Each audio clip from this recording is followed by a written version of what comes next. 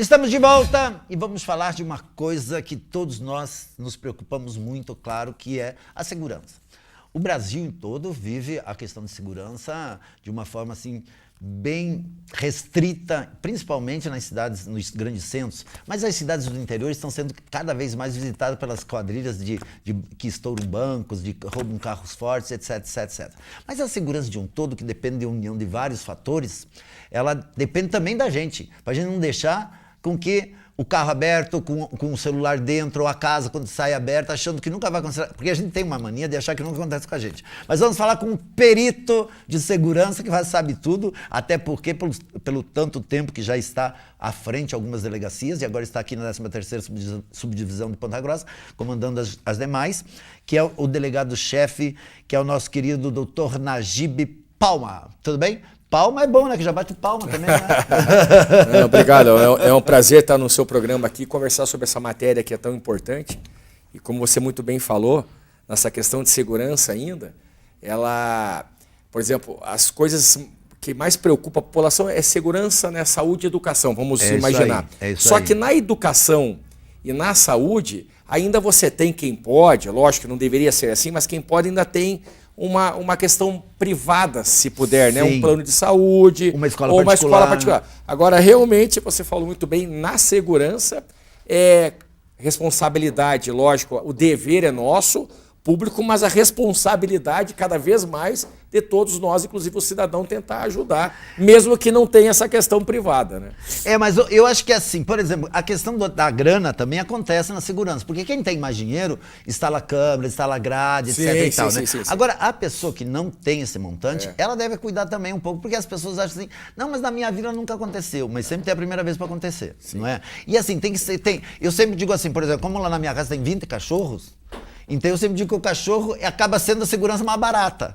Porque você pagando monitoramento e dando ração para o animal, além dele fazer um bem, porque para matar 20 para entrar é mais difícil que um. Com certeza.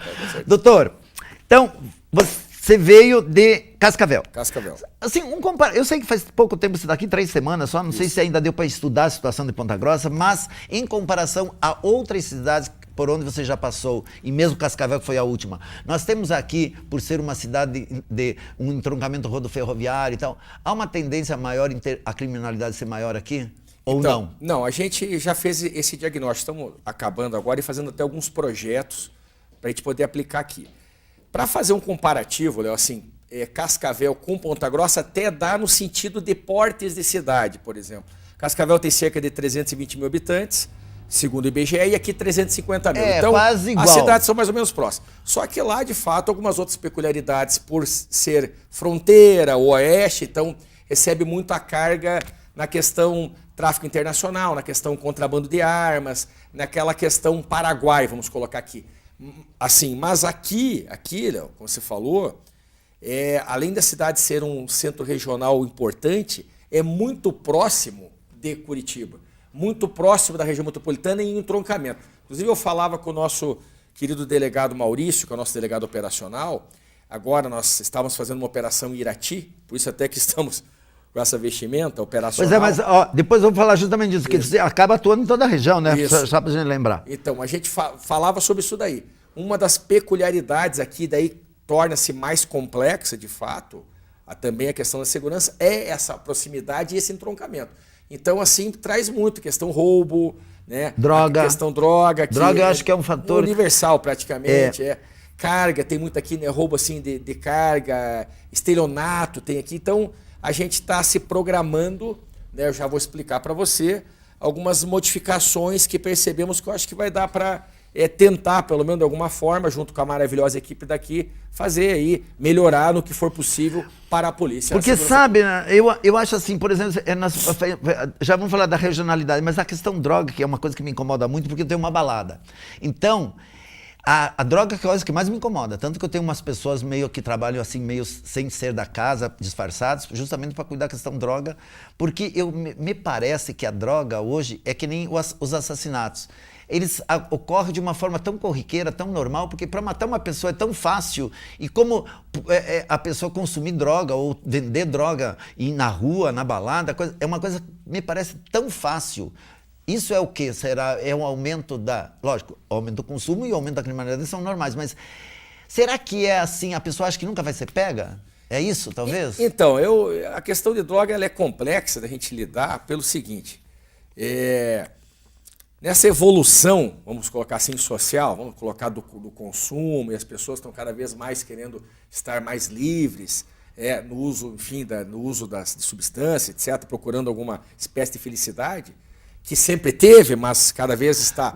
sempre teve, mas parece que não era tão escancarado. Isso, exatamente. Aí o pessoal procura o uso de narcóticos, vamos colocar assim, de várias formas. Eu creio que o maior problema disso daí, o uso, não seria tanto... Eu tenho que cuidar para não ser mal interpretado, mas assim, não seria tão só o uso de eventual narcóticos que causa aí essa pseudo-felicidade para alguns e desgraça para outros, mas o que ela fomenta com relação à violência. Então, assim, vamos colocar aqui hipoteticamente, a droga fosse algo que só as pessoas já maiores, com certa estabilidade emocional, estabilidade psicológica e sabendo o que estava fazendo e procurasse a droga e usasse, não atrapalhasse, não causasse toda essa outra desgraça, até seria menos mal. Não que eu seja a favor. Sim, sou contra. Ó, eu concordo com você. Sou contra, mas eu quero dizer, até seria. Qual que é o problema? O problema é que isso não fica nesse foro mais limitado, mais íntimo, vamos colocar assim. A questão é que a droga ela acaba aumentando na questão segurança pública, na questão violência, vai outros crimes. Aí, como você falou, vai para o assassinato, vai para a questão de você estar até sob a influência dela e numa conduta sua você ter uma variação que pode te levar a cometer um crime ou ser vítima de um outro crime, aí lesões corporais, porte de arma e até crimes patrimoniais, porque a pessoa, os que não podem, no afã procurando essa pseudo-felicidade, indo atrás de eventual droga, até lícita, se for o caso, mas quanto mais ilícita. Porque o álcool também é uma droga. Isso, ela vai e procura, daí ela começa a furtar e roubar. Então, também ela acaba fomentando crimes patrimoniais, como furtos e roubos e a receptação. Então, por essa razão, é importantíssimo para nós atacarmos a questão, nós, polícia, né, o Estado policialesco, vamos colocar assim, o Estado repressor e preventivo sobre segurança pública, atacar essa matéria até visando essa questão da violência.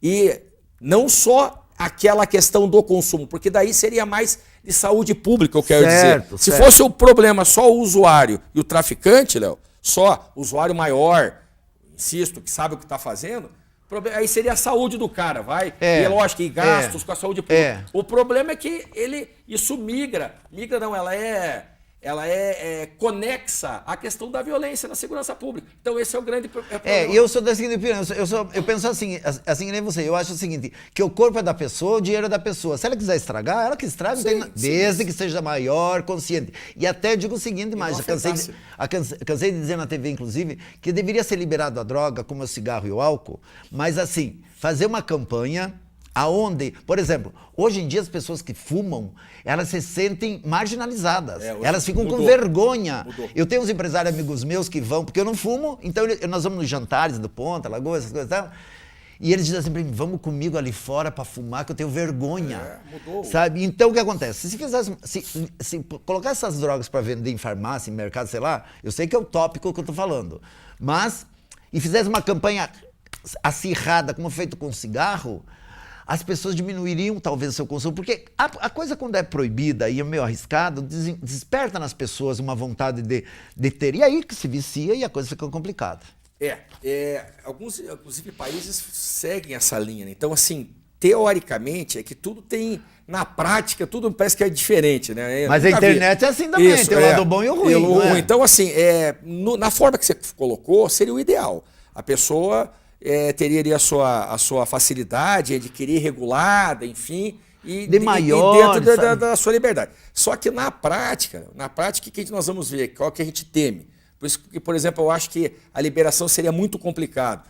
Talvez não sob o aspecto monetário, Talvez não sob o aspecto de impostos, por exemplo, recolher Sim, impostos. como impostos sobre os cigarros são altíssimos. O único problema é que, assim, algumas drogas, e como as lícitas também, é uma porta de entrada de você evoluir para outras. Então, esse seria um problema, né? Não daria também para liberar tudo que né? Então, primeiro... E cada dia surge droga nova no mercado também. Segundo, o mercado paralelo, Léo, o mercado negro, no sentido mercado paralelo, essa é a palavra. Mercado paralelo vai existir cada vez mais. Então, digamos que fosse delimitado alguns pontos, alguma praça para uso, vamos falar. Não adianta, essas questões iam sair dessa linha e eu acho que o problema poderia até ser multiplicado. Por quê? Porque por mais que a gente fale hoje, não, mas doutor, tudo que é esquina tem droga.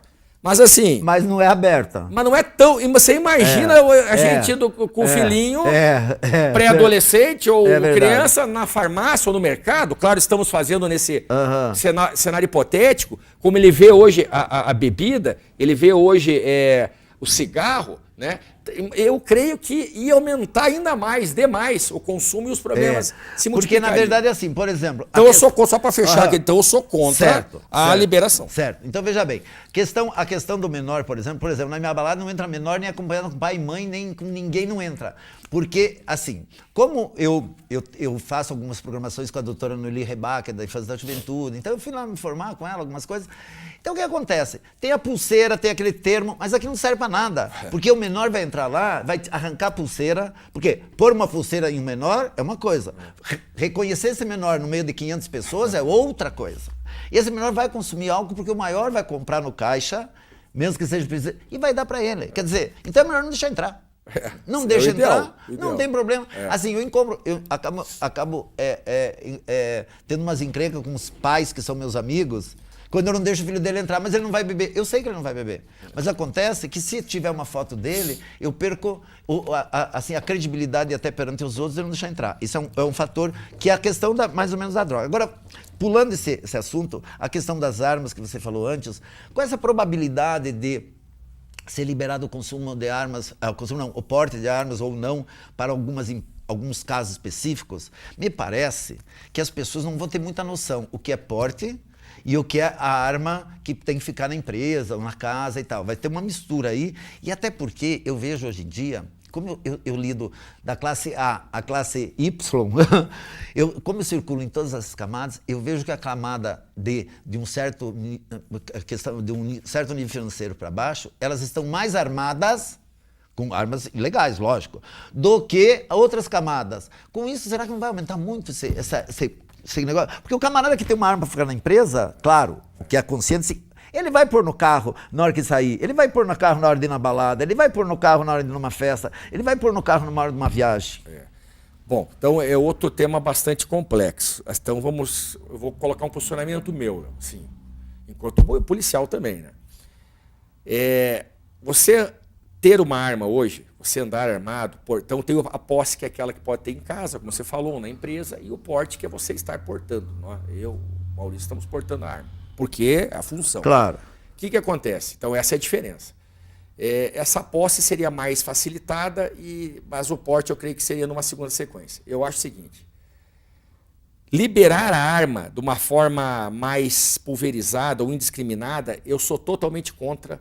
Por quê? Porque para você hoje portar uma arma, primeiro que você tem que ter uma consciência nesse sentido, você tem que ter um treinamento para tal. Até nós policiais, às vezes, ficamos a dever nessa questão de treinamento constante, o manuseio da arma. E até o próprio espírito que está naquele momento. Psicológico total, naquele momento. Você tem que ter, você tem que estar muito consciente para você portar uma arma.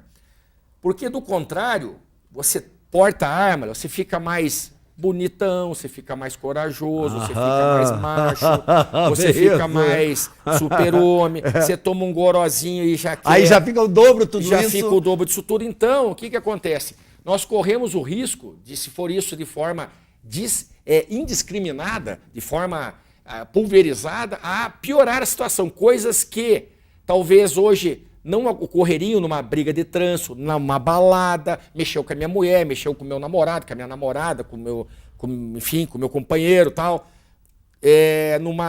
numa eventual discussão até entre intrafamiliar, Intrafamiliar, o que mais acontece? corre o risco de aumentar muito a questão homicídio. Segundo aspecto, não vamos nos iludir que só por si só ter uma arma você vai aumentar a sua defesa.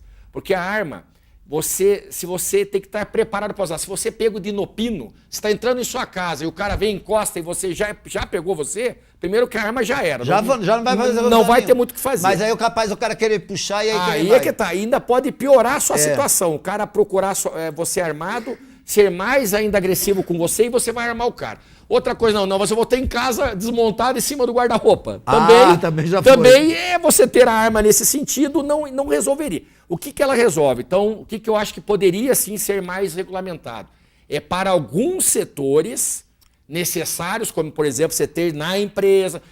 O setor do campo. Ambiente rural. Ambiente rural, o cara tá lá na fazenda abandonado no sentido que até a gente chegar lá, o estado de polícia para cuidar já foi. Aí sim, com muito preparo, muita questão psicológica, eu acho que poderia ser liberado. Mas não de forma assim indiscriminada. Sem falar os acidentes que acontecem em casa. E criança pegar, ou o marido e a mulher estão brigando ali e usa a questão arma. Então eu acho que teria que ser, pode sim ser um pouco mais aberta, mas mesmo assim com muito cuidado e muito bem delimitado esse uso, para aí sim, talvez, funcionar em algum aspecto. Agora, na questão que você havia dito que mudaria alguns esquemas em relação à sua estada aqui. Além disso, quantos municípios, assim, a 13ª ainda... Então, a gente tem 12 comarcas, 12 né? Então comarcas. dá mais de 20 municípios. As comarcas, lembrar onde tem fórum, né? Onde tem fórum, delegado. Tem algumas cidades que não tem, né? Não Próximas, tem, então dá 20 ou 22, se não me falha bastante, a né? memória, Bastante, né? cidades. E o que eu posso dizer, quando eu cheguei aqui, fiz esse diagnóstico, nós somos a maior subdivisão, essa região, do estado, em termos de extensão e em termos populacionais, de divisões do interior, tirando o capital. Claro, né? Tira claro, a capital claro. E região metropolitana. Nós aqui, a nossa faixa que nós vamos cuidar é a maior. E é a que está mais assim desprovida, ou poderia ter mais policiais, né? Então o que a gente verificou? Essa questão dessa carência de policiais e, por outro lado, com essa falta de quantidade foi equilibrado ou até superado. Falta mais ou menos hoje em dia, percentual mais ou menos? Eu acho que nós deveríamos de dobrar. Dobrar o que tem hoje? Isso, sendo bem... Mas isso você simplista. diz aqui e na região ou só aqui? Em toda a região, Toda a mas região. aqui especialmente. Certo, especialmente certo. aqui. Porque eu fiz um comparativo com a cidade onde eu estava, que é do mesmo porte, nós tínhamos muito mais policiais para trabalhar lá. Por outro lado, eu quero frisar isso, a qualidade do pessoal, Léo, a qualidade daqui é maravilhosa. É maravilhosa. Ou seja, o que se faz pelo tanto de gente é uma alegria. É uma alegria a gente poder compor essa equipe. E daí que eu programei algumas concentrações que, se eu tiver tempo, eu te explico nesse sentido para poder otimizar esses trabalhos que nós estamos Fale fazendo. algumas, então. Então, primeira concentração que nós fizemos, uma concentração operacional, que já está dando esses resultados. Nessa terceira semana que nós fizemos, a gente já prendeu o traficante, prendemos homicidas, recuperamos caminhões, recuperamos carga. Mas o que seria essa operacional, assim, nesse sentido de atacar um foco? Não, não? Além disso aí, o que acontece? Nós, depois de eu ter feito esse choro à chefia com relação a essa falta do pessoal, nós vamos coordenar o DENARC, o núcleo do DENARC local. Então o DENARC já somaram uma parcela de investigadores, de certa forma especializada, e tudo nós puxamos lá para a 13ª, houve uma multiplicando, a gente potencializou, devido ao meu perfil mais operacional, investigativo, por essa razão, fui requisitado a vir para cá. O que quer dizer isso aí? Não é só lá estourar a porta e prender o bandido, é você também organizar a delegacia de forma a conseguir produzir resultados operacionais e investigativos. Aí, nessa concentração, hoje nós temos, então, que está valendo já, uma equipe de homicídios e tentativa de homicídios potencializada por parte do DENARC, que nós já usamos, que está sob a coordenação de um delegado, o doutor Jairo Duarte, que também já é conhecido. Outra equipe só para narcóticos com o doutor Fernando Jazinski, que está lá. E nessa coordenação também, junto comigo, da setor operacional e tocando furtos e roubos, o doutor Maurício, que por sinal está aqui pertinho de mim, doutor Maurício que não Lulus, quis aparecer hoje. que não quis aparecer hoje, que está. Então nós temos 3 delegados hoje para cuidar só dessa concentração operacional, com essas divisões de tarefas e que está permitindo esse tipo de trabalho. O outro lado, também procurando otimizar, que eu estou explicando à população da melhor forma que eu puder fazê-lo, são os distritos. Nós temos 4 distritos, Léo, espalhados. Muito longe, inclusive. Então, esses distritos hoje, a finalidade do distrito, hoje ela já não consegue cumprir.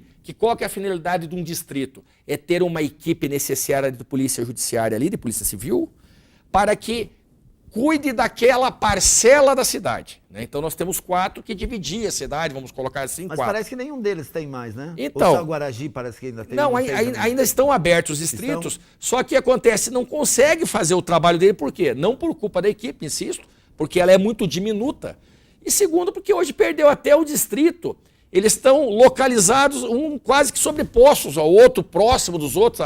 A ideia do distrito é ser espalhada, uns que atendem uma parte da cidade que seja mais pesada no aspecto de segurança pública, que sempre tem, por vários motivos, acaba sendo sobrecarregada. Então, qual que é a minha proposta? Já aprovada por Curitiba, eu estou procurando estrutura para aplicá-la. Aí, num núcleo de inquéritos. O núcleo operacional, eu já te falei, que ali na delegacia, na 13ª, no andar de baixo, fizemos adequações, está concentrado aquele núcleo com os 3 setores, com os 3 delegados, que eu acabei de falar. Certo. Esse outro núcleo que eu queria fazer, vamos fazer fora, é um outro prédio, é concentrar esses distritos e esta equipe num local só. Só para atender a todos. Isso, porque concentrado ali, Léo, é óbvio, com menos equipe a gente vai conseguir que os inquéritos andem com mais celeridade, com mais efetividade. Por quê? Porque não há uma mistura. Não precisa estar. Você pega um do distrito, 2 do outro, 3 do outro e tal, e junta ali, vai potencializar o trabalho. Isso é até a questão mais preocupante para mim. A segunda é baixar custo.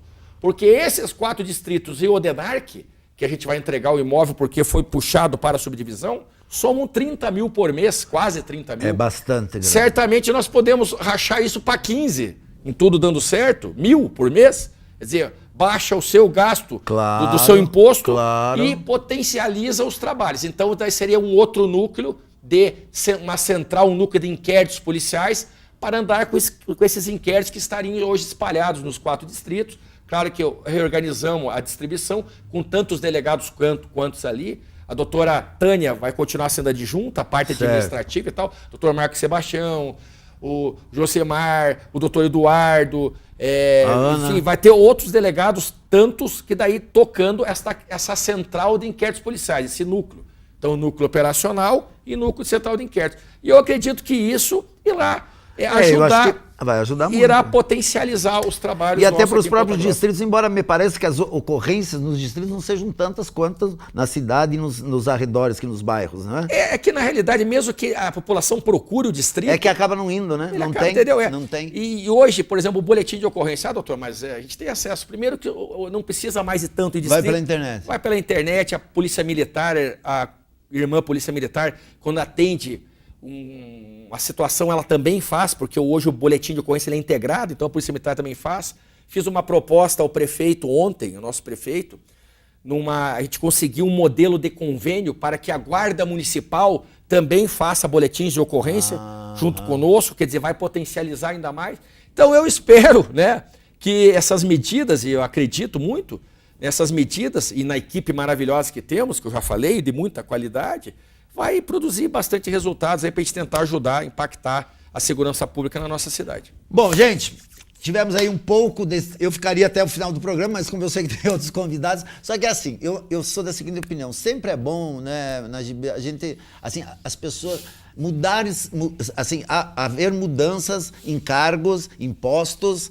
Porque há renovações, não é? Não que o delegado anterior ou anterior não tenha feito um bom trabalho, não, de jeito nenhum. Cada um fez um bom trabalho dentro do seu segmento. Mas você já proporcionou algumas mudanças onde talvez outros não houvessem pensado nesse setor, mas pensaram em outros setores, não é? Então, o conjunto da obra acaba dando um final melhor ou menos traumático para todos. Tanto só aproveitando você falando, Léo, O doutor Danilo fez um brilhante trabalho administrativo, estava organizado, lógico. Inclusive eu o solicitei, o convidei para continuar fazendo parte da nossa equipe e ele deu a honra de aceitar. Aceitou? E ele Que vai bom. ficar na delegacia de adolescentes, que é uma que não vai ser mexida, as especializadas.